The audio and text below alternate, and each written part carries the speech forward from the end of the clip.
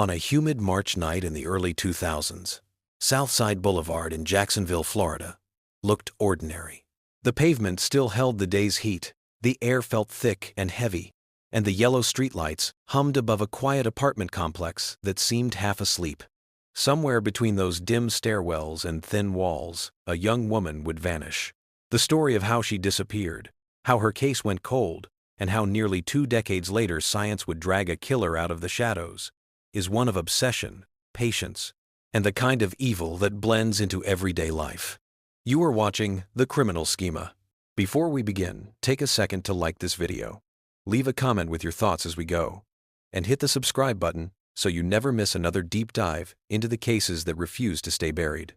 On the evening of March 18, 2004, Jacksonville was wrapped in the humid warmth of early spring. There was no storm, no dramatic weather. Nothing that hinted a life was about to be split into before and after. On Southside Boulevard, a low-rise apartment complex sat back from the road, a cluster of beige buildings, metal stairwells, and narrow balconies. Second-floor blinds glowed with television light. Somewhere, a baby cried. Somewhere, a dog barked. It was the kind of place where everyone recognized faces, but few knew names. In one of those second-floor apartments lived 24-year-old Rivera Ila. Friends knew her as Ila. She worked as an accountant for a small local company. She was not famous. She did not live a dramatic life. She woke up, worked long hours, kept her bills in neat stacks, and saved her receipts in labeled envelopes. Her neighbors would later say she seemed polite, focused, maybe a little shy. On that Thursday evening, as the sun dropped behind Jacksonville's skyline, Ila finished work and drove to her usual stop, a Publix supermarket a few minutes away. It was part of her routine. For tired people who lived alone, routines are anchors. The same aisles, the same fluorescent lights, the same journey back home. Security footage from Publix that night would later become the last living image of her. Shortly after 8 o'clock in the evening, a slim young woman with light brown hair tied back walked into frame at the checkout. She wore a green blouse, jeans, and a tired but polite expression, the look of someone who had worked all day and just wanted to get home. Her cart held several boxes of frozen food, vegetables, and meat. The cashier on duty remembered her later. She seemed slightly rushed, asked about discounted ice, and bought more frozen food than usual. Nothing about her was dramatic. Nothing about this moment suggested it would be played over and over again by investigators years later. The receipt stamped the time, a little after 8 o'clock in the evening. She bagged her groceries, gave the cashier a quick thank you, and walked out of the frame. That was the last time a camera ever saw her alive. Around 8:30, a neighbor stepped out onto a third-floor balcony, lit a cigarette, and leaned on the railing.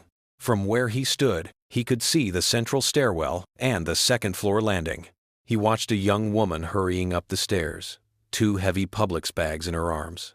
As she passed under the balcony light, he could see her face for a moment. Light brown hair, tied back, green blouse. The same woman from the Publix footage. She glanced up, offered a small, fleeting smile of acknowledgement, that quiet, polite gesture you offer someone you have seen 100 times but never truly met, and kept going. A few seconds later, he heard the faint clink of keys and the soft click of a door unlocking. She stepped into her apartment. That was the last time anyone could confirm seeing Rivera Ila alive. About an hour later, sometime around 9:45, a man in the apartment below hers heard a loud thud from above. It sounded like a chair falling, or something heavy hitting the floor. Then silence. No shouting, no crash of breaking glass. Just one impact, then nothing. He paused, listening. When nothing followed, he shrugged it off. In apartments like these, noise is constant. People drop things. Furniture scrapes. Arguments start and end in the space of a few heartbeats. He turned back to his television. He would remember that sound later, when it was far too late to matter. At around 10 o'clock that night, Ila's boyfriend, a serviceman stationed at a nearby naval base, pulled into the parking lot of the complex. This, too, was routine. On nights when their schedules lined up, he visited her after his shift. He parked near her building, grabbed his things, and headed up the stairs. When he reached her door, he knocked. No answer. He knocked again, louder. Still nothing. The light under the door glowed. He tried the door handle. It turned easily. The door was unlocked. Inside, the apartment was brightly lit. The living room felt strangely frozen, as if someone had stepped out mid-task and never returned. The dining table held 2 white plastic Publix bags, still full of frozen groceries, moisture already beading on their packaging. A wooden chair near the table was pushed back at an odd angle. One leg caught on the edge, as if it had been knocked or shoved. On the table lay her phone, her wallet, and her car keys, neatly placed together. Her car sat undisturbed in its usual spot in the lot outside. But Ila was nowhere. No running shower, no sound from the bedroom, no bathroom door shut, no note, no signs that she had walked out voluntarily. It was as if the person who lived here had simply been erased, leaving everything else in place. Her boyfriend called her name, checked every room, opened closets, looked out the windows. Nothing. Panic began to seep in, quiet at first, then stronger. He called her phone. No answer. He called again. The phone vibrated silently on the table, lighting up with his name. The screen glowed for a moment, then went dark. He picked it up and stared at it, feeling a kind of dread he could not yet put into words. Then he called her family. Within minutes, though it felt much longer, her family arrived. They searched the apartment again, this time with the desperation of people who already sensed something was terribly wrong. They checked the bathroom, under the bed, the closets, the small balcony. They looked in all the places where logic said she could not be, simply because their minds refused to accept that she was nowhere. They checked the parking lot, shouting her name into the humid night. Nothing. At last, a decision was made. They called 911. Red and blue lights washed over the parking lot as patrol cars pulled in, their sirens off but their presence unmistakable. Officers stepped out, scanning the building and the small clusters of anxious residents gathering near the stairwell. The humid air felt thicker somehow, heavier with a tension that did not belong to just another domestic disturbance or noise complaint. Something about the open door, the untouched groceries, and the silent phone pierced through the usual noise of the city. Officers climbed the stairs to the second floor, following her family's frantic directions. Inside the apartment, the scene stopped them. Light, order, silence. The grocery bag still sat on the table. The cardboard corners of frozen boxes softened, condensation dripping in little streaks. A coat hung neatly by the door. The small living room looked lived in, but not chaotic. A television, a simple couch, a coffee table with a couple of magazines. Nothing was overturned, smashed, or ransacked.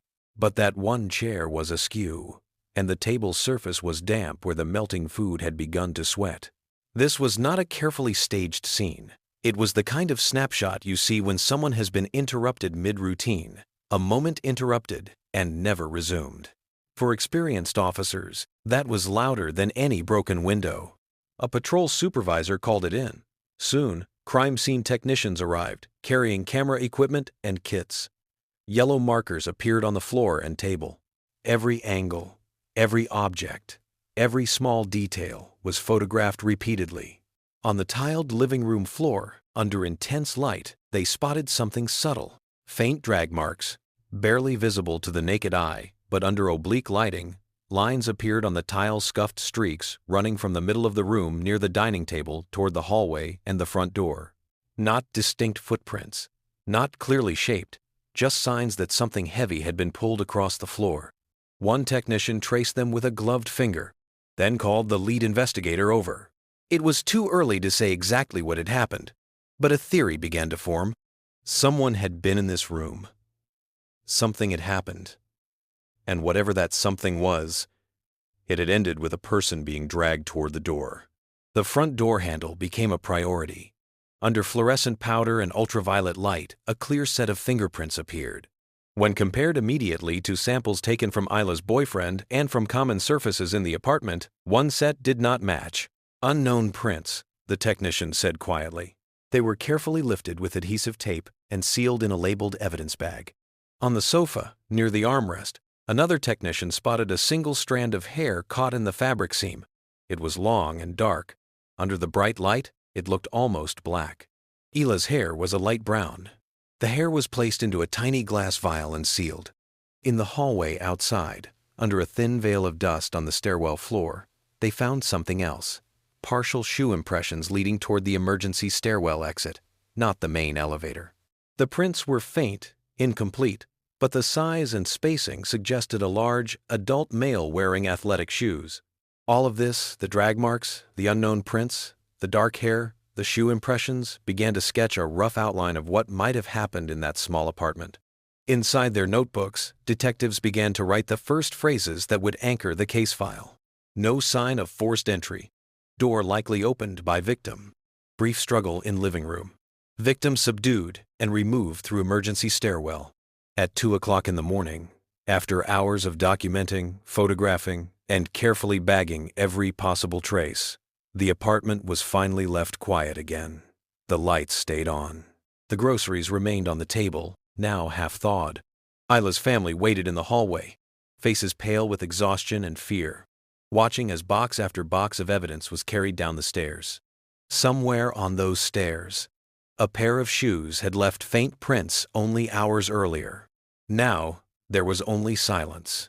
By dawn on March 19, 2004, the Jacksonville skyline was washed in pale light. The apartment complex on Southside Boulevard, however, felt different than it had just a day before.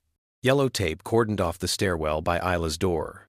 Police cars lined the entrance, their light bars dark, their presence heavy. This was no longer a late-night check. It was an active investigation. Canine units arrived first. The dogs were led up the stairs, stopping just outside Ila's apartment door. Inside the bedroom, officers found an item of her clothing and let the dogs sniff it. Their reaction was immediate. Noses down, tails working, they moved purposefully to the front door, out into the hallway, and toward the emergency stairwell. Down the stairs they went, following a trail that human eyes could not see but that the dogs recognized instantly. They stopped at the building's emergency exit door, pawing and whining, then pushed outside into the parking lot. There, the trail weakened and disappeared on the broad expanse of asphalt. This lined up almost perfectly with what investigators had already seen. The drag marks inside, the faint shoe prints by the stairwell, the lack of disturbance around her car. Whoever had taken Ila had likely carried or dragged her down that stairwell and away from the building, not into her own vehicle, but into another car. The search expanded outward. First, the apartment complex grounds were searched. Officers walked between cars, peered into truck beds, and checked dumpsters. Ila's silver Toyota sat in its usual spot, untouched, locked, and clean, with no sign of tampering. That alone was telling. If she had left voluntarily, she would almost certainly have taken her car. Next, the small wooded area behind the complex was combed through. It was nothing grand, just a cluster of trees, brush, and a chain-link fence where trash sometimes gathered. But cases like this teach investigators not to underestimate small spaces. Officers walked shoulder to shoulder, pushing aside low branches, using metal detectors and probing rods to check depressions in the soil. Canine units moved among them, sniffing the undergrowth. Nothing. To the northwest lay a vacant lot, a kind of informal dumping ground for old furniture and discarded junk. Searchers waded through soggy cardboard, broken furniture, and rusted metal. Again, nothing clearly connected to Ila. The search moved further still, to the banks of the St. John's River, where murky water wound its slow way under bridges. Officers scanned the banks, while divers checked near the shoreline. They pulled up garbage, rusted cans, and old debris, but no sign of a missing young woman. Back at the building, another team focused on people rather than places.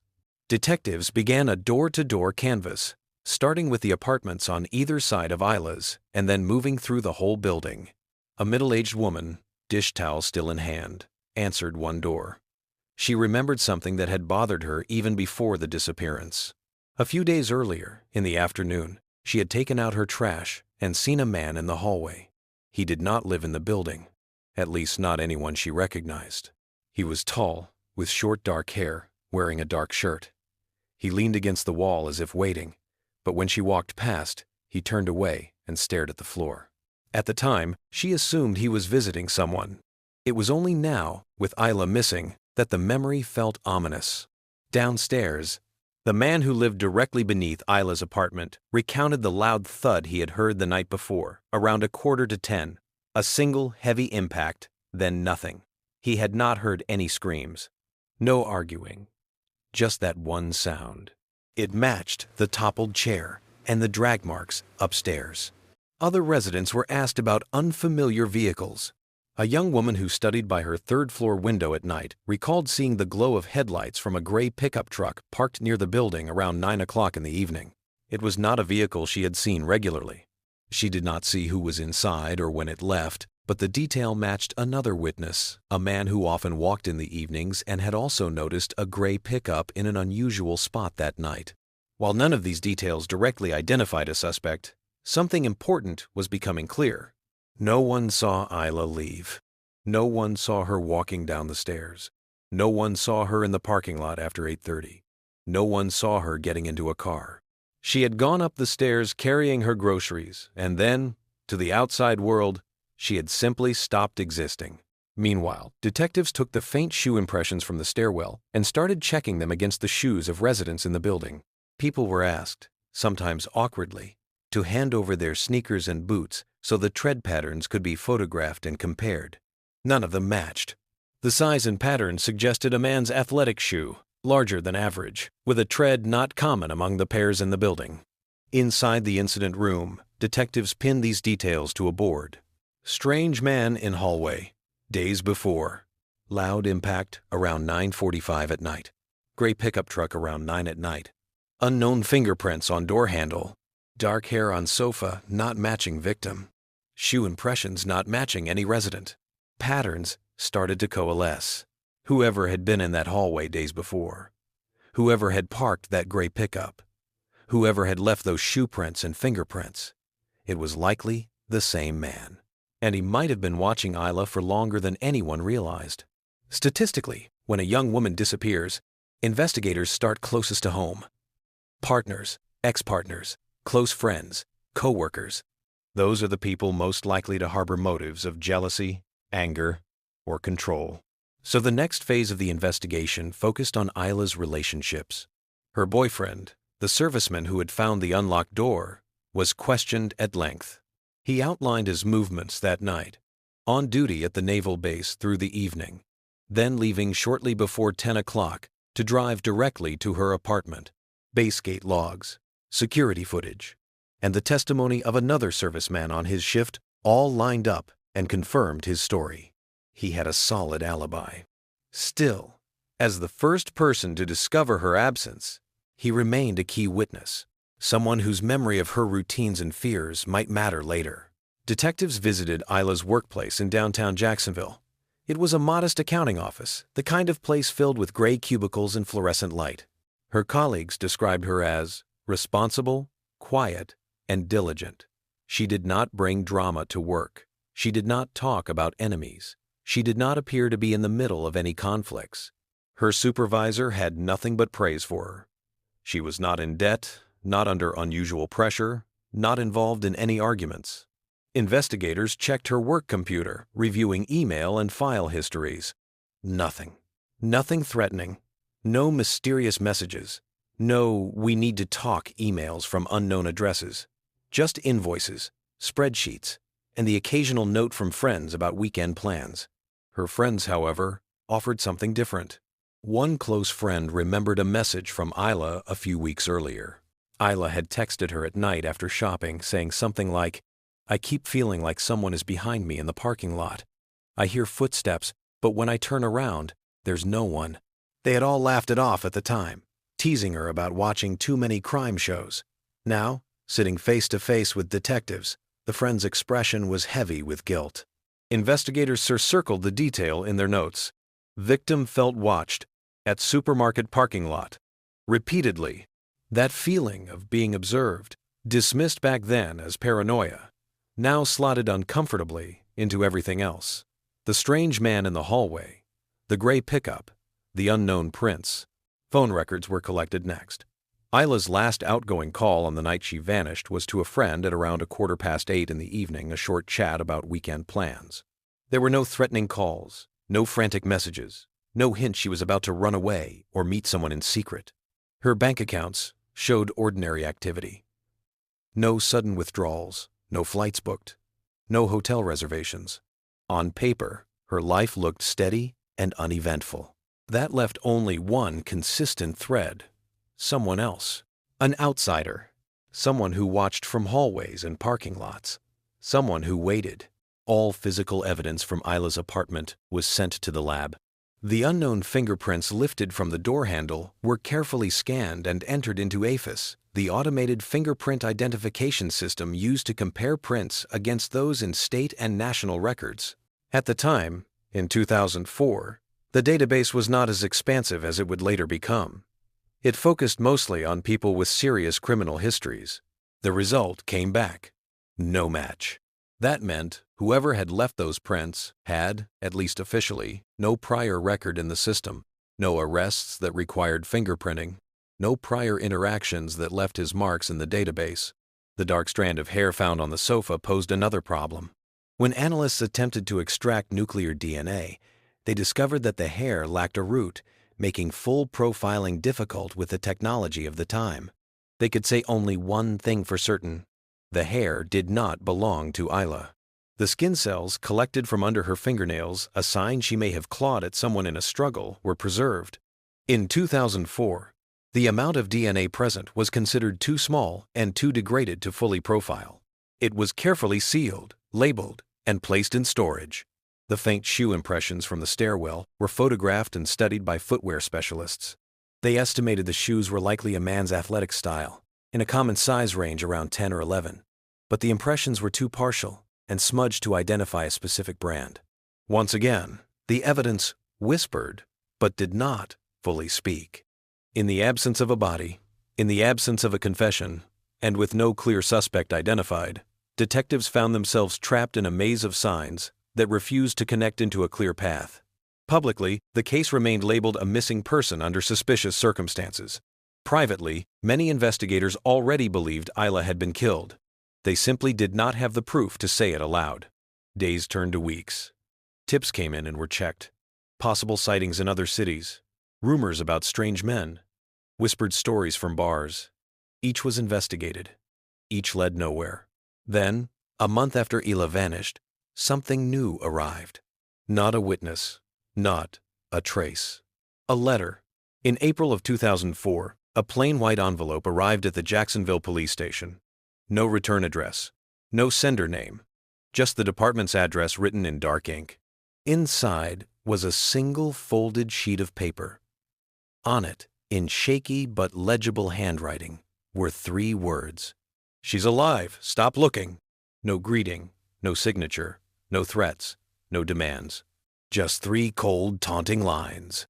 The lead detective stared at the note, weighing possibilities. It could be a cruel prank from someone with no connection to the case. It could be from someone who knew Ila was alive somewhere. Or far more likely in their experience, it could be from someone who wanted the police to back off. The envelope and letter were sent to federal forensic analysts. They examined the handwriting, noting a left-leaning script, heavy pressure on certain strokes, and peculiar crossbars. They concluded it was likely written by someone left-handed, probably male. Technicians searched for DNA on the envelope flap and the paper itself. There was none. No saliva. No skin cells. No stray hairs. Whoever wrote the note had been careful. Perhaps they had used gloves. Perhaps they had sealed the envelope without licking it. Perhaps they were used to thinking ahead. The message contained no verifiable detail. No nickname, only her family used. No reference to something only the perpetrator or the victim would know. Just a vague claim that Ila was alive and an instruction thinly disguised as reassurance. Stop looking. Federal behavioral analysts reviewed the note and delivered their assessment. This was not a letter from a well-intentioned, confused citizen. It was almost certainly an attempt at misdirection, a psychological tactic to sow doubt, confuse the family, and potentially reduce the intensity of the investigation. The detectives treated it as such. Locally, they began a tedious process, identifying and interviewing left-handed men who lived or worked within a certain radius of the complex at the time. It was a needle in a haystack exercise. Dozens of men were asked to provide handwriting samples. None matched conclusively. None had obvious ties to Ila. For her family, what little hope the letter briefly stirred quickly curdled into anger. At a press gathering, her father spoke through clenched teeth. "If someone thinks this is a joke, it is the cruelest joke you can play on a family." The letter was catalogued, sealed, and added to the growing case file. Another piece of a puzzle that still refused to take shape. By spring of 2005, a full year had passed since Ila walked up those stairs with 2 grocery bags and failed to ever walk back down. In that time, detectives had checked dozens of leads, re-interviewed witnesses, and combed through hours of surveillance footage from the supermarket and traffic cameras. They had sent fingerprints and traces through every available system. They had followed up on every anonymous tip that claimed to see a woman who looked just like her in another town or at a gas station. Every last one ended without confirmation. Without a body, the law was caught between categories. Officially, Ila was a missing person. Unofficially, most detectives believed she had been the victim of an abduction and murder. Media interest gradually ebbed. What had once been front-page material became a short column on the anniversary of her disappearance.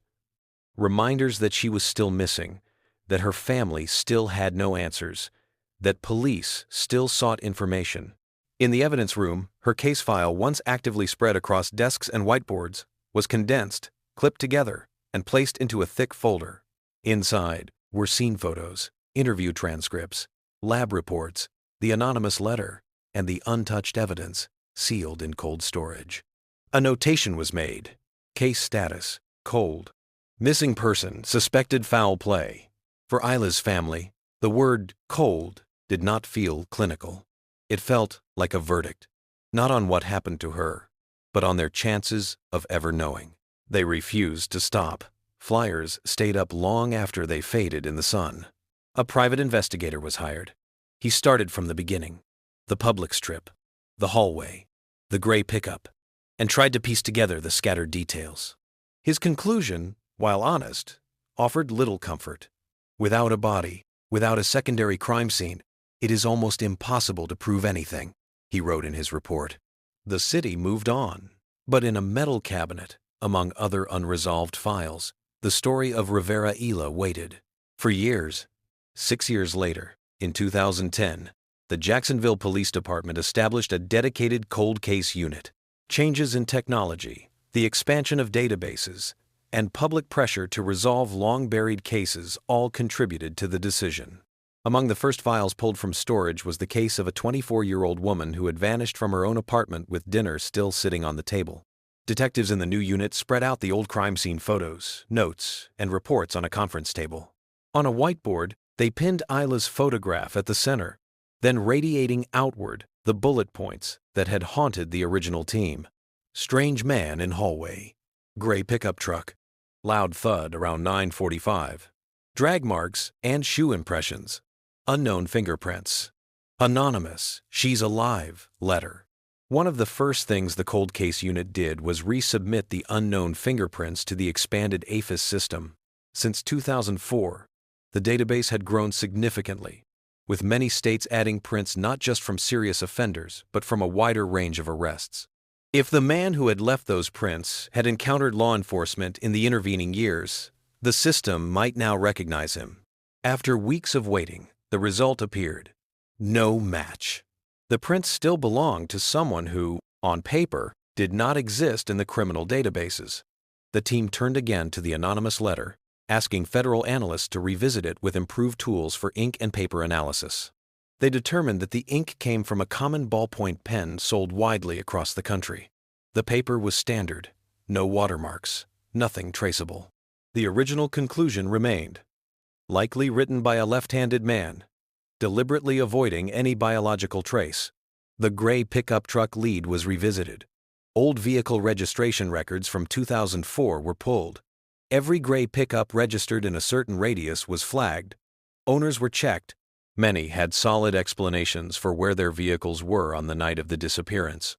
Many more had no link to the Southside complex.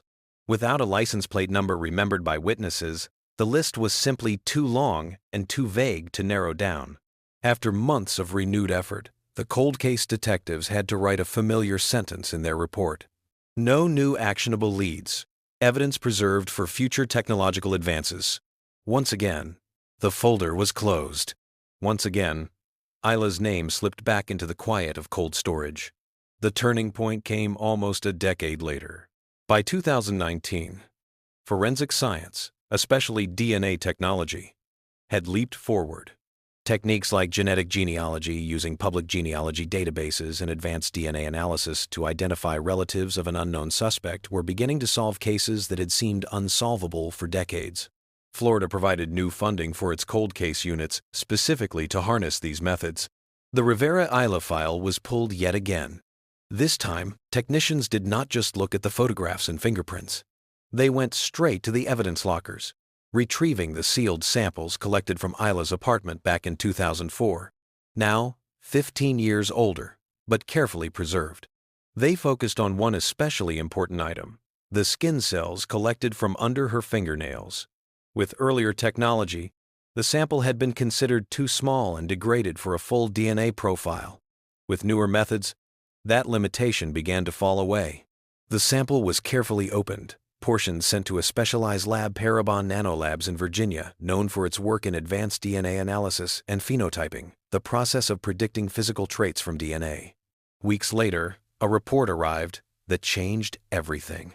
The DNA taken from under Ila's fingernails belonged to a male. That alone was not shocking. Investigators had long suspected she had struggled against a male attacker. But the analysis went further. The genetic markers suggested Southern European ancestry, likely Italian, Greek, or Spanish. Using phenotyping models, the lab produced an estimated face: a man with black hair, brown eyes, and slightly tanned skin, between his mid-20s and late 30s at the time of the crime. It was not a photograph. It was a scientific approximation. But for the first time in 15 years, detectives could look up at a board and see a face, however hypothetical, attached to the anonymous man who had left DNA on Ila's body. The unknown skin cells, the faint drag marks, the shoe impressions. Suddenly, they belonged to someone more concrete. The DNA profile was run again through CODIS, the National Criminal DNA Database. Still, no match. The man who had been in that apartment had never been required to give a DNA sample in a criminal context. He had no record in CODIS. But now, investigators had something different: a complete genetic profile that could be used not just to look for a direct match, but to search for relatives. Genetic genealogy works by comparing an unknown DNA sample to those that people voluntarily upload to public databases for ancestry research and family tree building. It does not find an exact person. Instead, it identifies distant cousins, people who share segments of DNA with the unknown profile. From there, genealogists can build family trees, tracing back to common ancestors, and then forward again to identify branches that could plausibly contain the suspect. In the summer of 2019, genetic specialists uploaded the unknown male profile from Ila's case to GE Deadmatch, one of the largest public DNA platforms. Slowly, a list of shared matches appeared. People across the country who shared small but notable segments of DNA with the unknown man. None of them were close matches like siblings or parents. Most were at the level of third or fourth cousins. But together, they formed patterns. Many of those distant relatives shared something in common: Italian heritage and family histories that included ancestors who had settled in the southeastern United States. Working backward, genealogists constructed a family tree extending from older immigrant ancestors down through multiple generations. On whiteboards and computer screens, branches formed, split, and grew. Names were added. Dates of birth and locations were plotted. Eventually, they narrowed the tree to a specific extended family with deep roots in Florida and Italian ancestry. Among its many branches, one surname came up repeatedly: Duca. Within that sprawling family, genealogists looked for men who were of Southern European descent. would have been between their mid-20s and late 30s in 2004, had lived in or near Jacksonville, ideally close to Southside Boulevard. They eliminated those who lived in other states at the time, those with clear alibis, and those whose lives were easily traced in other directions. One name survived the filters: Anthony Duca. He had been born in the mid-1970s. Records indicated that in 2004 he had rented an apartment on Southside Boulevard, in the same complex where Ila lived. It was a detail that stunned the cold case unit. For years they had assumed their suspect was an outsider who drove in, stalked Ila, and then vanished into the night. Now, records suggested the man whose DNA was under her fingernails had lived in the same building, the same hallways she walked, the same stairwells she climbed. They pulled old tenant records that confirmed his residence, but his name did not appear anywhere in the original case notes. No neighbor had mentioned him. No prior report had flagged him. He had been a shadow who, at the time, blended into the background of what everyone assumed was just another single man living alone.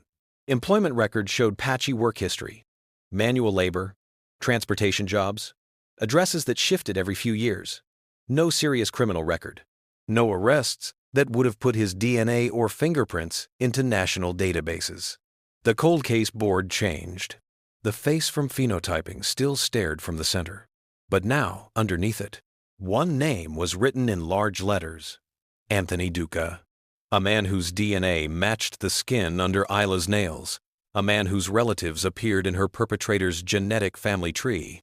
A man who had lived in the same building when she disappeared and who had quietly left the city not long afterward. The more detectives dug into Anthony Duca's past, the more unease turned into suspicion. Public records in Duval County revealed old complaints that had never escalated into convictions. In 2002, a college student reported that a man had followed her to her dorm, lingering outside her door. When campus security spoke to him, he claimed it was a misunderstanding. She pursued no charges. The case quietly faded. In 2003, a woman near a local market reported that a man had followed her through the parking lot, watching her. Again, the incident was documented, but nothing enforceable came from it. No assault, no direct threat, just an uneasy pattern. Descriptions from those reports, while not perfect, aligned loosely. A man with dark hair, medium build, sometimes lurking near parking areas, watching women. An old acquaintance from his high school years recalled that around the early 2000s, Anthony had spoken often about a young woman in his apartment complex, an office worker, light brown hair, often shopping in the evenings at Publix. He had described her in a way that made the friend uncomfortable, obsessed, and resentful. The friend remembered him once saying something unsettling, something like, "She does not even know I exist." Detectives pinned that remark on the board. "She does not even know I exist." It would echo later in a way no one could have predicted. Records showed that a few months after Ila disappeared, Anthony ended his lease on Southside Boulevard and moved away from Jacksonville, eventually settling in the Orlando area. There was no documented job transfer, no obvious reason in the records. He just left. Taken individually, any one of these details could be dismissed. But when stacked next to a DNA match, a shared building, and a history of creeping around women in parking lots, the picture darkened quickly. The cold case unit now had more than a name. They had a trajectory. The next step was both obvious and delicate. Confirm, beyond any doubt, that the DNA from under Ila's nails belonged to this specific man. And for that, they needed a fresh sample from him. By 2022, nearly 18 years had passed since Ila's last walk up those stairs. Detectives tracked Anthony Duca to a modest rental in a quiet Orlando neighborhood. He lived alone, working irregular jobs connected to local transport. Neighbors described him with the same phrase that would later feel chilling in its banality: quiet, kept to himself. Obtaining his DNA needed to be done carefully. They did not yet have an arrest warrant. Their genetic genealogy work, while compelling, was an investigative lead, not evidence that could stand alone in court. So they turned to a tactic used increasingly in cold cases: covert collection. Surveillance units watched his routines. He frequented a small park near his home, often sitting on a bench in the afternoons, smoking or drinking. One sweltering day in late May, they watched him sit alone on a bench, drinking canned beer. When he finished, he tossed the empty can into a parked trash bin and walked away, unaware that his discarded trash had just become the most important object in an 18-year-old case. Once he was gone, a forensic technician wearing gloves approached the bin, retrieved the can, and sealed it carefully in an evidence bag. The can was taken to a state lab. Technicians swabbed the rim where his mouth had touched metal and prepared the sample. Then the comparison began. On one side was the DNA profile extracted in 2019 from the skin under Ila's fingernails. On the other was the profile pulled from the rim of a beer can thrown away in a park in Orlando nearly 2 decades later. On June 6, 2022, the lab's conclusion arrived. The profiles were a perfect match. Every measured genetic marker lined up. The probability that the DNA under Ila's nails belonged to anyone other than Anthony Duca was effectively zero. Inside the cold case unit, there was a long, collective exhale. Some detectives had worked this case at the beginning of their careers and were now nearing retirement. To them, this was as close as reality ever comes to the word miracle.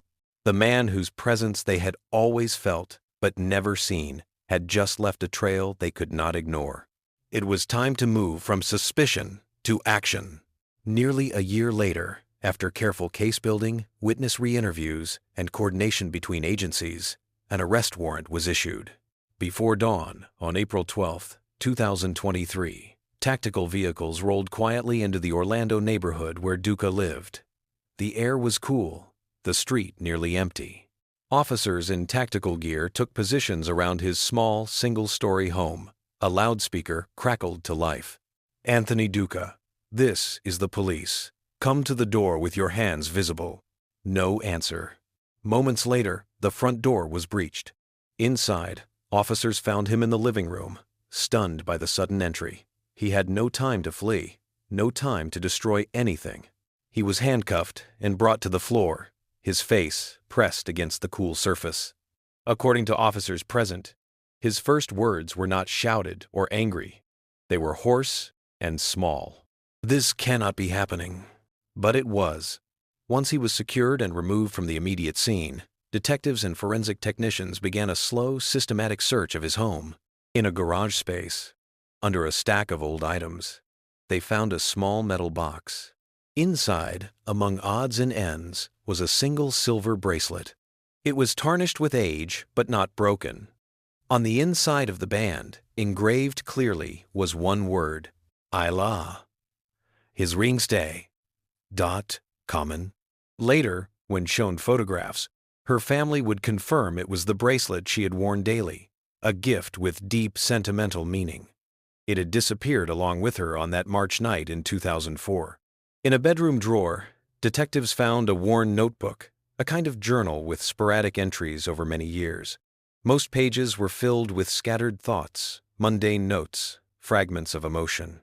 But one entry, near the beginning, was dated March 18, 2004. The handwriting, heavy and slanted, read, "Tonight she finally knew I existed.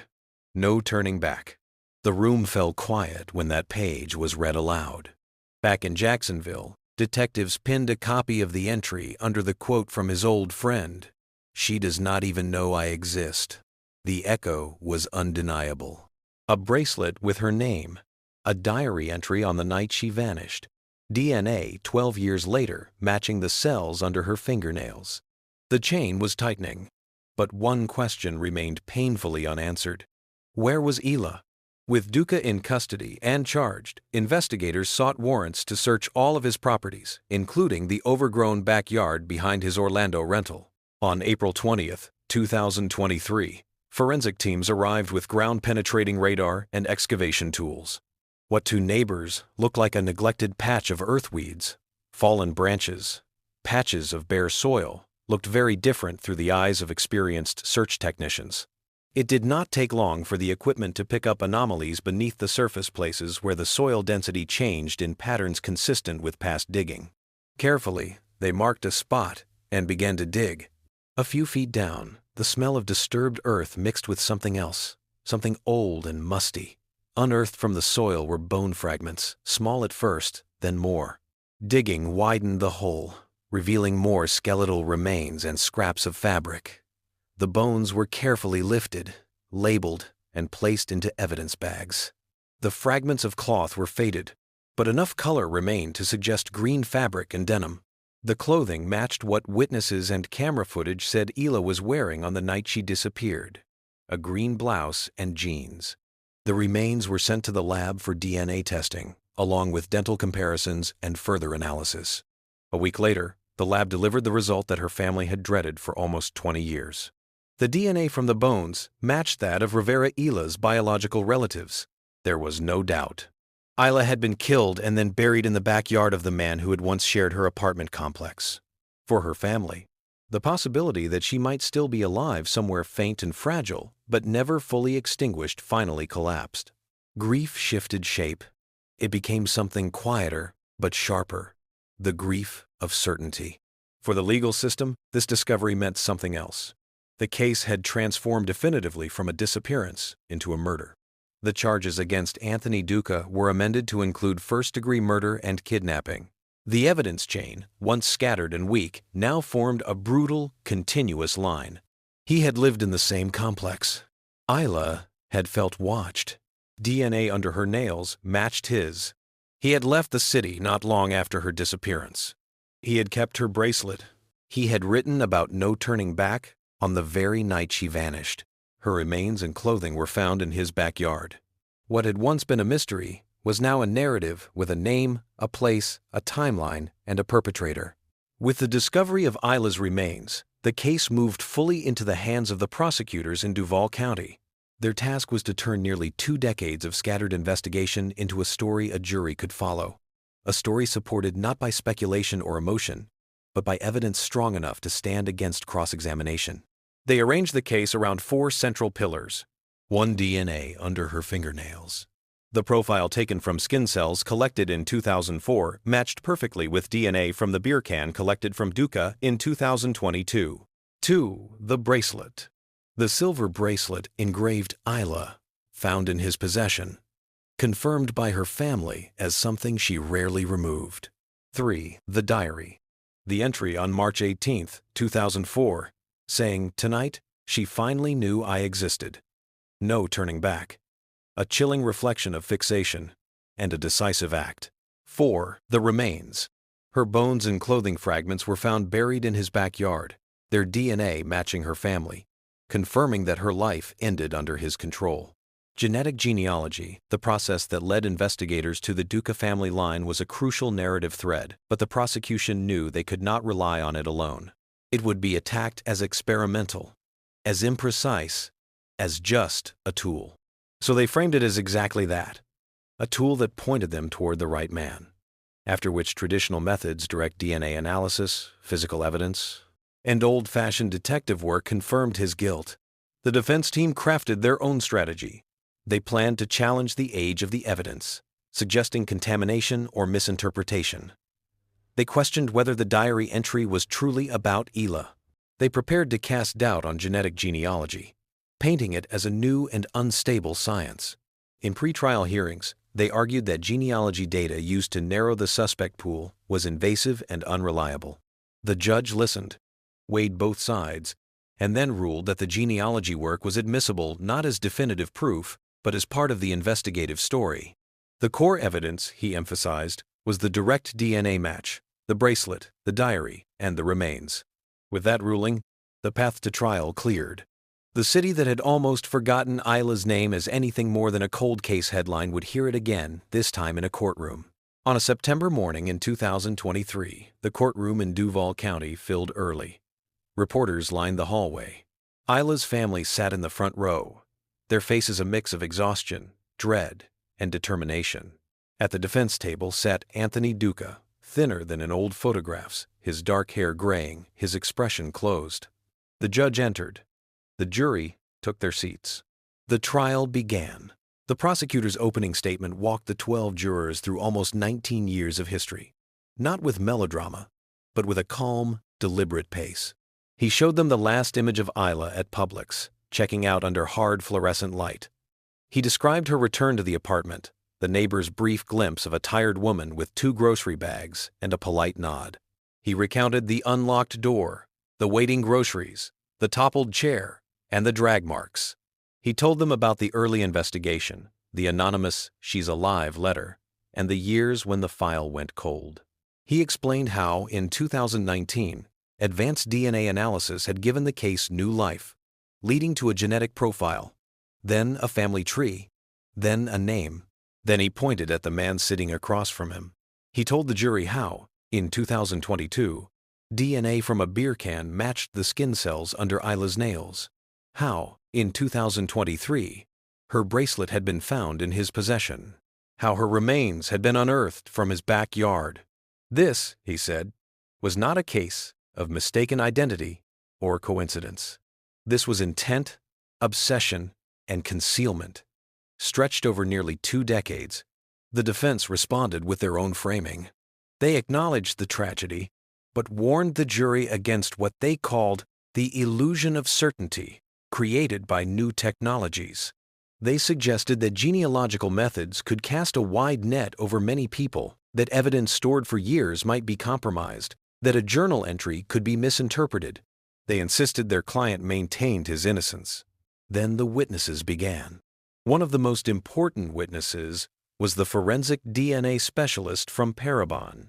Standing before a large screen, he explained to the jury, in plain language, how DNA profiles are built, how tiny samples can now be amplified, and how genetic genealogy works. He described the process of comparing the unknown male profile from under Ila's fingernails to public genetic databases, finding distant relatives, and constructing a family tree that eventually led to the Duca family. He made an important distinction. Genetic genealogy did not put Duca on trial. It put his name on a list. What put him on trial were the direct matches, obtained later. He then walked the jury through the comparison between the two profiles, the old sample from Ila's fingernails and the new sample from the beer can. Slide after slide showed overlapping genetic markers. The conclusion, delivered without flourish, was powerful. The chance that these profiles belong to 2 different unrelated people is so small that, for all practical purposes, it is 0. Under cross-examination, the defense pressed him on contamination risks and the novelty of genealogical techniques. He acknowledged that genealogy was relatively new, but stressed that the crucial match, the one tying Duca to Ila, came from standard, rigorously validated forensic methods used for years in courts across the country. Genetic genealogy, he repeated, was simply the flashlight that helped them find the right person in the dark. The DNA match was the fingerprint pressed in blood on the wall. The jury listened. Other witnesses filled in the human details. A neighbor from the original building recounted the stranger in the hallway days before Ila vanished, tall, dark-haired, leaning against the wall as if waiting. She could not say with absolute certainty that the man in court was the same man she had seen, but her description echoed older reports. The man who walked for exercise spoke about the gray pickup truck he had seen parked near the building around 9 o'clock that night, a vehicle he did not recognize as belonging to any resident. A technician took the stand to describe the drag marks on the floor, the shoe impressions in the stairwell, and how they indicated someone had been moved from the apartment to the emergency exit. Members of Ila's family testified about her habits, the bracelet she always wore, her fear, in the weeks before her disappearance, that someone was watching her in the Publix parking lot, her close relationship with her parents, her lack of any reason to disappear willingly. Then came the moment when photographs of the bracelet and the journal entry were shown. The bracelet was displayed on a screen. Her mother raised a hand to her mouth.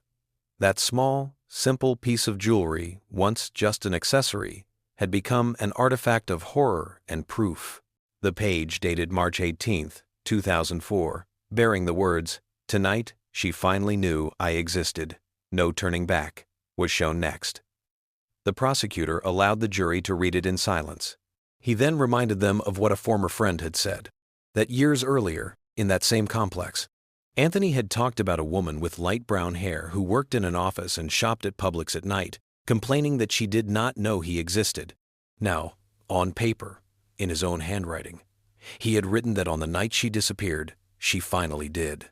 After weeks of testimony, expert explanation, and arguments, both sides rested. The judge instructed the jury on the law and sent them to deliberate. Hours passed. When the jury filed back into the courtroom, the room fell into an almost painful silence.